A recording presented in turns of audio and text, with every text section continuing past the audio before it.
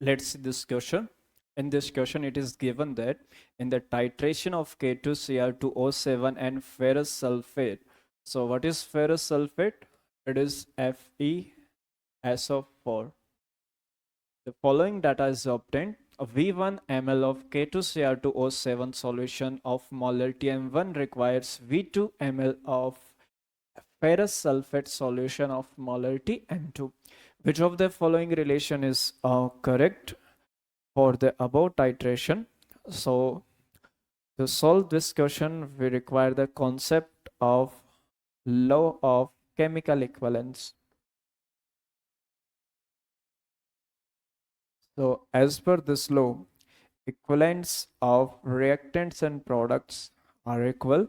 So हमें सबसे पहले यहाँ पर इस रिएक्शन को लिखना होगा एंड देन हमें इनके इक्वलेंट्स को इक्वल करना होगा, वहाँ से हम ये फाइंड आउट कर सकते हैं. सो रिएक्शन हमें दी है K2Cr2O7 प्लस FeSO4. यहाँ पे जो फेरस है ये आयरन जो है यहाँ पे +2 स्टेट में है, क्रोमियम यहाँ पे +6 स्टेट में है. ये जो रिएक्शन होगी इस रिएक्शन के लिए यहाँ पर आयरन जो है ये as a reducing agent work करेगा. ये आयरन Fe2+ से Fe3+ में कन्वर्ट होगा बिकॉज Cr जो है ये अपने हाईएस्ट ऑक्सीडेशन स्टेट में है, ये हमेशा एज ए +6 स्टेट में रहता है तो as a oxidising agent work करता है, इसने इसका ऑक्सीडेशन कर दिया. अब इस Cr जो है it will be in Cr3+, तो ये इस स्टेट में रहेगा. अभी हम सबसे पहले इनका एन फैक्टर फाइंड आउट कर लेते हैं. ये +2 से +3 में गया है तो चेंज इन ऑक्सीडेशन नंबर जो होगा इट इज इक्वल टू 1. तो इसका अगर हम एन फैक्टर फाइंड आउट करें तो इस मॉलिक्यूल में एक Fe है, उसमें चेंज ऑक्सीडेशन नंबर का 1 है, तो N factor will be 1. And फिर हम यहाँ पर इसके लिए बात करें तो इसमें चेंज इन ऑक्सीडेशन नंबर जो है दैट इज +6 से +3 में गया है, 3 का है, तो इसके लिए एन फैक्टर जो होगा that will be equal to एक मॉलिक्यूल में 2 क्रोमियम है, हर किसी में चेंज 3 का है, तो एन फैक्टर इज 3.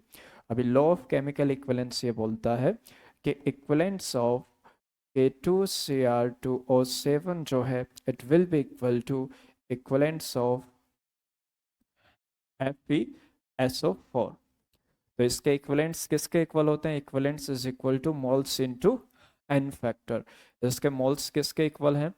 तो moles will be equal to molarity into volume. तो मिली मोल्स यहाँ पे आएंगे. सबसे पहले इसके आएंगे M1V1, this is milli moles, इसका एन फैक्टर 6 है, इट इज इक्वल टू इसके जो मिली मोल्स हैं that is equal to M2V2 and इसका एन फैक्टर है 1. तो यहाँ से जो हमारे पास रिलेशन बन रहा है और that is according to option A, right. And molarity into n factor is also equal to normality, right. Normality का जो फॉर्मूला रहता है it is equal to molarity into n factor,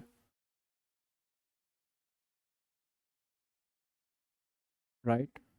और इक्विवेलेंट्स जो होते हैं नंबर ऑफ ग्राम इक्विवेलेंट्स और equivalents we can say it is equal to number of moles into n factor again. तो यहाँ पे हम इसको N1 नॉर्मेलिटी भी बोल सकते हैं. N1V1 is equal to N2V2. तो according to this option C भी हमारा इसमें करेक्ट होगा. Okay, so for this question option A and C are the correct answers.